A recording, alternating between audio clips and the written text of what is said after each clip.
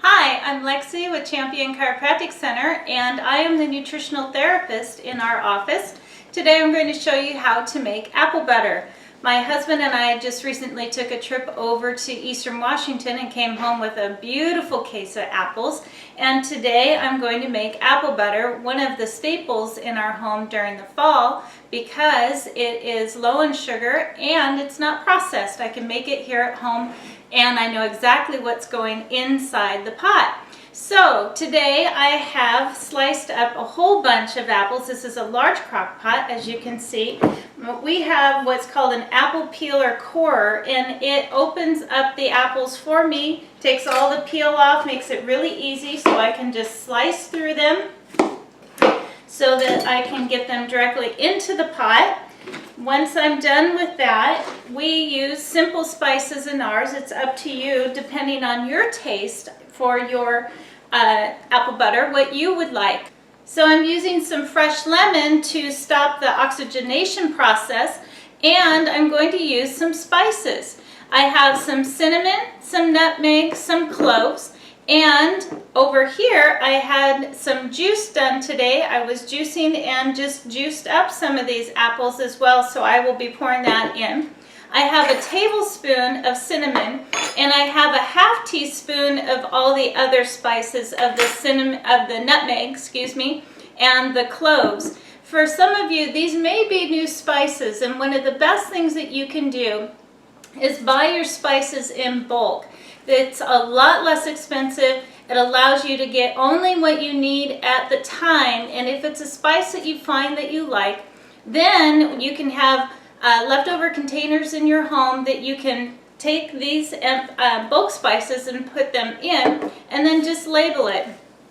So what I have here is that combination of 1 tablespoon cinnamon, the cloves, and the nutmeg, and I'm just going to sprinkle that over the top of the apples, and I'm going to mix this in so that they're coated with the spices.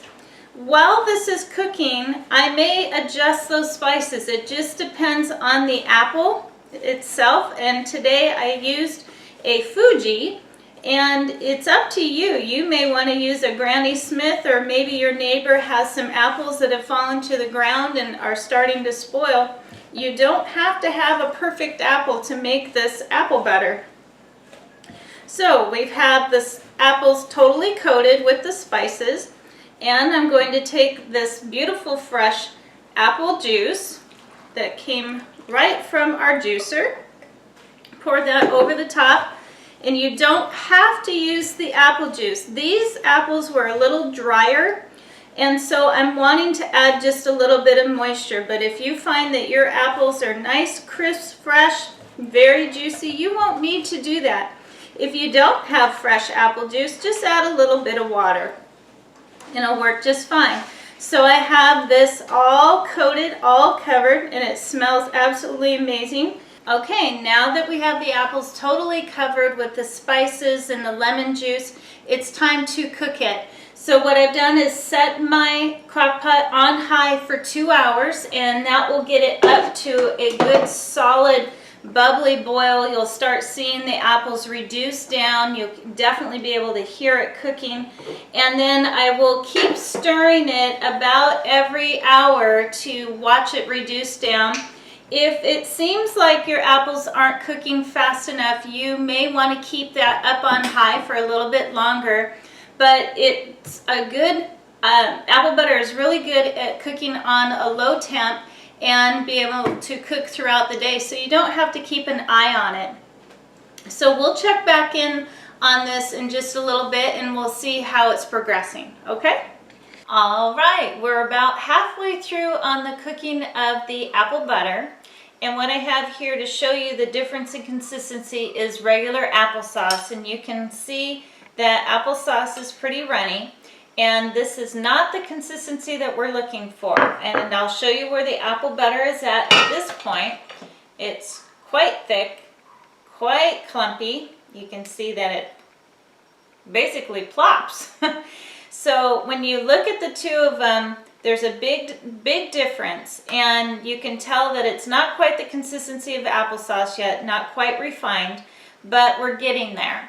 So Our big one is to get this continued into cooking, and in the last hour to hour and a half, depending on your consistency, how much water is in it, you're going to want to take a wooden spoon or some type of object, and you're going to want to prop the lid on your crock pot so that the steam is evaporating out, so that it can condense down into that nice thick butter-like consistency.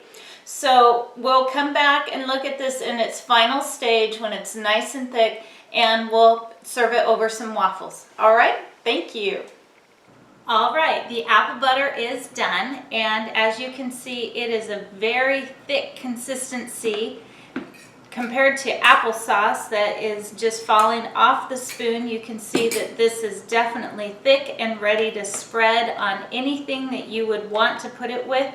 I pair it with fresh fruit in place of caramel sauce. I put it on waffles and pancakes. I eat it straight off the spoon. One of the things is I want to let you know is you don't have to add spice to it. You can just cook your apples down. Yes, you can buy this also in the market, but make sure that you take the ingredient label on the product and read it and make sure that there's no added chemicals, flavorings, colors, etc. Should just read apples and spice, that's it. So I want you to enjoy a fresh batch of apple butter this season. The time is perfect. It's fall. It's a beautiful flavor to add to almost anything, any recipe that you can make or snack. So we're going to make some waffles next, and you'll be able to see how we apply this to waffles. Enjoy.